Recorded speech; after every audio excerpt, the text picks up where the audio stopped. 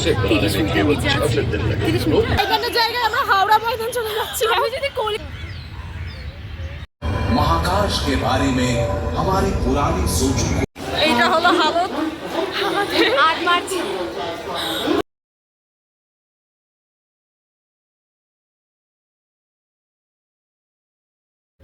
Hey everyone, this is Toshi and welcome back to my vlog. So আজ হলো 29th of January Wednesday আর আজকের দিনটা হলো খুবই স্পেশাল কারণ আজকে আমরা কলেজ ফ্রেন্ডসটা মিলে কলকাতা ঘুরতে যাচ্ছি। তো আমাদের ভোর 6:03 ট্রেন ছিল, আমরা বাই ট্রেন যাব। আর আপনাদের তো টাইমটা দেখালে আমি প্রথমে প্রায় 4:40 তখন, বাট আমি ঘুম থেকে উঠেছি 3টে সাড়ে 3টের সময়। তো রেডি হয়ে আমি এখন বাইরে অপেক্ষা করছি কারণ আমার বন্ধুরা একটা অটো বুক করেছে, সেই অটোটা নিয়ে আমরা স্টেশন অবধি যাব। বাইরেটা দেখেছেন এখনও কতটা অন্ধকার।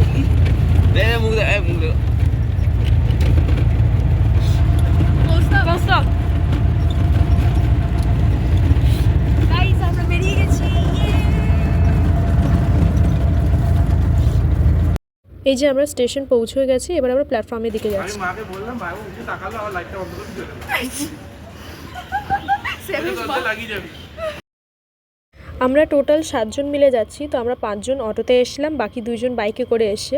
তো এখন তাদের কি খুঁজছি, বাকি 2 জন কোথায় দাঁড়িয়ে আছে, ওরা আমাদের আগেই পৌঁছে গেছে। খুব ফান হবে। কি রে তুই? চলুন, ওদের 2 জনকে খুঁজে পাওয়া হয়ে গেছে। এখন আমরা প্ল্যাটফর্মের জাস্ট দাঁড়িয়ে আছি, ওয়েট করছি আমাদের ট্রেনের জন্য। যত দিন এগোচ্ছে তত অন্ধকারটা একটু একটু করে কাটছে। আর একটা ভালো বিষয় হলো আজকে যে খুব একটা ঠান্ডা নেই। ঠান্ডা থাকলে এত ভোরে ট্রাভেল করা সত্যি খুব কঠিন ছিল। এই যে আমাদের ট্রেন চলে এসছে, আমরা উঠেও গেছি ট্রেনে। আমাদের রিজার্ভ ছিল, তাই সিটের জন্য সেরকম কিছু প্রবলেম হয়নি। আমরা উঠে আমাদের সিট নাম্বারে গিয়ে পৌঁছে গেছিলাম। তো চলুন জার্নি স্টার্ট করা যাক। আর জানেন তো, এটা আমার প্রথম কলকাতা যাওয়া।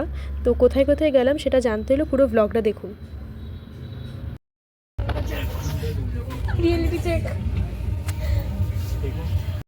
ফাইনালি 3 ঘন্টা জার্নির পর আমরা আমাদের ডেস্টিনেশনে পৌঁছে গেছি। আমরা হাওড়া স্টেশনে নেবে তারপর মেট্রো নেব।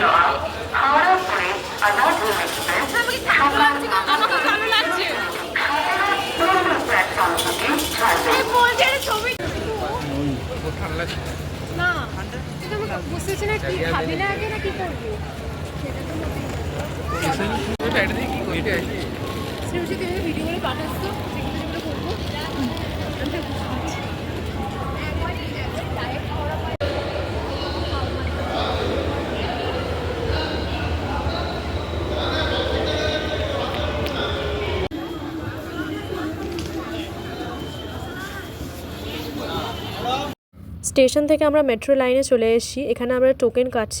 আর আপনারা হয়তো দেখে বুঝতেই পেরে গেছেন এটা green line metro, under water metro, যেটা এতটা ওয়েল মেনটেন্ড, এতটা সুন্দর। कोलकाता मेट्रो रेल आपका स्वागत জানায়। कोलकाता मेट्रो रेल आपका स्वागत करती है। रेल এখন প্রবেশ করতে চলেছে হুগলি নদীর তলদেশে। मेट्रो रेल सड़क कुछ ही क्षणों में ये ट्रेन हुगली नदी के नीचे मेट्रो रेल सड़क में प्रवेश करेगी। ভারতের কোনো বড় নদীর তলদেশ দিয়ে গড়ে তোলা নতুন রেল সুড়ঙ্গ, যা যুক্ত করেছে শতাব্দী প্রাচীন 2 শহর কলকাতা ও হাওড়াকে। নির্মাণের সময় লেগেছে মাত্র 66 দিন। जिसे बनाने में केवल 66 दिन लगे। नदी और को अतिक्रम করে আমরা প্রবেশ করলাম কলকাতায়। নদী পার करके हम कलकत्ता में दाखिल हुए। সেম আর দেখতে হবে না, লোডিং লাইভ নদী আছে এর পাশে।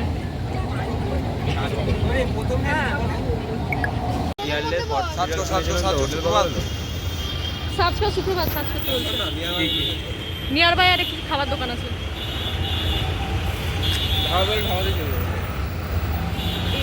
আর এই যে এটা হলো আমাদের প্রথম স্টপ। আমরা হাওড়া মেট্রো থেকে এসপ্ল্যানেড অবধি এলাম। এসপ্ল্যানেডে এসে এখানে আমরা একটু টিফিন বা ব্রেকফাস্ট করে নেব, দিয়ে তারপর আবার আমরা এসপ্ল্যানেড থেকে বাই মেট্রো ময়দান অবধি যাব।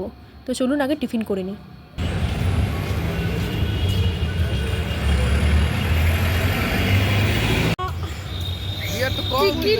আর এই যে আমি এখানে আমার ব্রেকফাস্টের জন্য নিয়ে নিয়েছি 2টো ইডলি, আর বাকি সবাই নিয়েছে কচুরি তরকারি।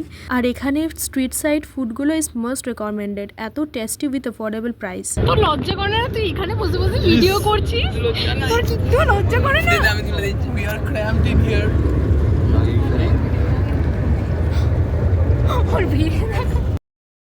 তো এখানে আমাদের ব্রেকফাস্ট কমপ্লিট হয়ে গেছে। এখন আমরা আবার মেট্রো নিয়ে নিয়েছি ময়দান অবধি যাব বলে। আর মেট্রোতে জাস্ট ভিড়টা দেখুন, কিন্তু মোমেন্ট মিস করা যাবে না, তাই আমি এটাকেও ক্যামেরাবন্দি করে রেখেছি।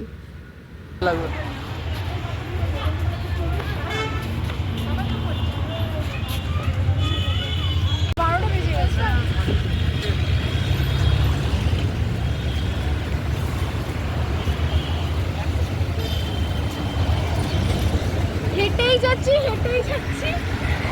কন্টিনিউয়াসলি হেঁটেই যাচ্ছি।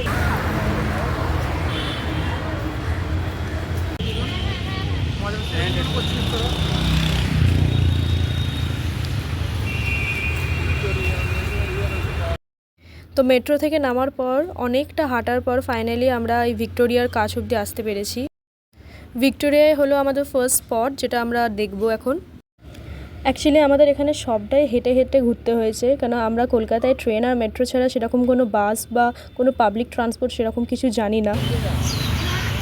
আমার অবস্থা খারাপ হয়ে গেছে, অবস্থা খারাপ হয়ে ফাইনালি আমরা ভিক্টোরিয়া অবধি এসে পৌঁছাতে পেরেছি। এত হাঁটা ময়দানের জায়গায় আমরা হাওড়া ময়দান চলে যাচ্ছি। আমি যদি কলকাতায় ডেলি ট্রাভেল করি না, আমার ওয়েট অটোমেটিকলি কমে যাবে।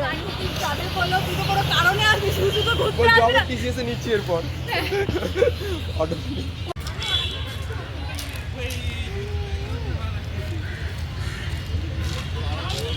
চলে আসবে নাকি? আর এই যে আমরা এখানে টিকিট কেটে আমরা এখন ভিক্টোরিয়াতে ঢুকেও গেছি। অ্যান্ড ও মাই গড, সিনটা দেখুন, কি দারুণ লাগছে দেখতে। এত সুন্দর গার্ডেনটা সাজানো, আর বিশেষ করে এখন শীতকাল, তো নানা ধরনের ফুল ফুটে আছে, দারুণ লাগছে। আর এই লেকটার কাছে তো স্পেশালি দারুণ লাগছে। এখানে আমরা প্রচুর ফটোস তুলেছি, প্রচুর ভিডিওস নিয়েছি, আর তার মধ্যেই দেখাচ্ছি একটা কি করছে এখানে। ফ্রি মে রাইড। যত কাছ থেকে ভিডিও নেওয়া হচ্ছে যেন সিনারিটা তত সুন্দর লাগছে।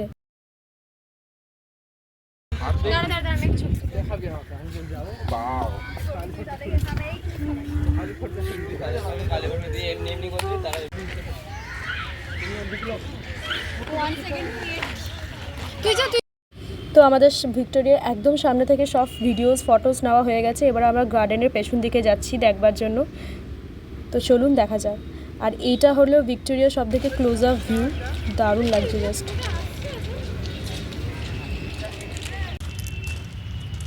আমি আর ভিডিওই করছি না, জানিস তো।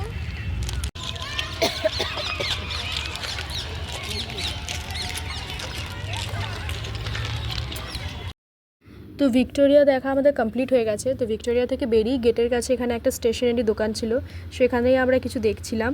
সবাই সবারই ফ্যামিলি মেম্বারদের জন্য কিছু না কিছু নিচ্ছিল।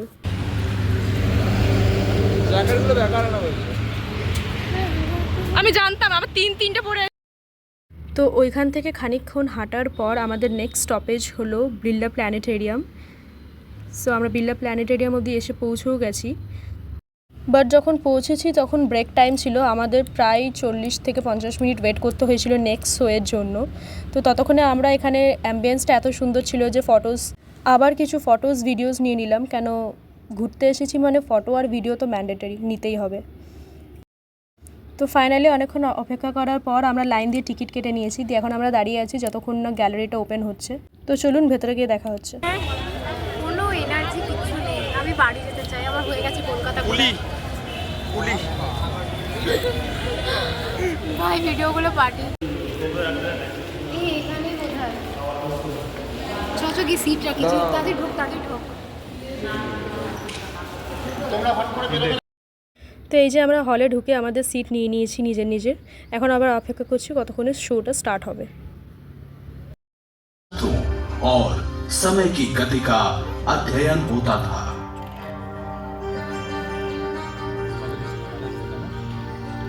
महाकाश के बारे में हमारी पुरानी सोचों को बदल दिया। बस विध्वस्त ग्रह बन गया।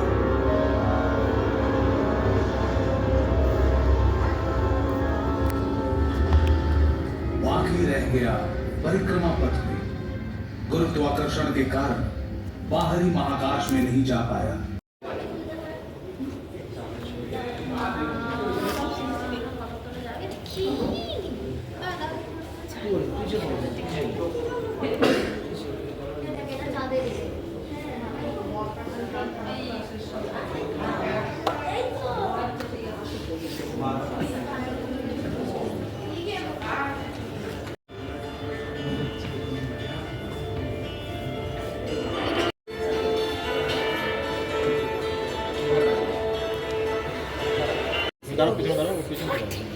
এটা ভুল আছে আমার, 45 নয়।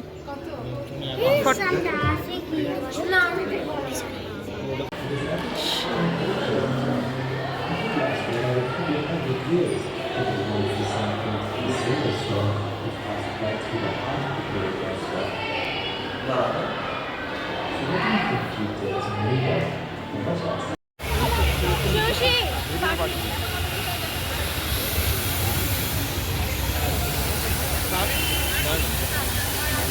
2000 years later. So done for today, but আমাদের ফাইনাল স্টপেজ হলো এই ডেকার্স লেন। অনেক ইউটিউব ভিডিও, অনেক ব্লগিংয়ে আমরা এই ডেকার্স লেনের কথা শুনেছি, এটি খুব ভাইরাল একটি জায়গা। তো এখানেই আমরা আমাদের আজকে দুপুরের লাঞ্চটা করব, তারপর ব্যাক টু দুর্গাপুরে গেল। তো চলুন একবারে খাবার জায়গায় গিয়ে দেখা হচ্ছে। হেঁটে হেঁটে প্রচুর খিদে পেয়ে গেছে।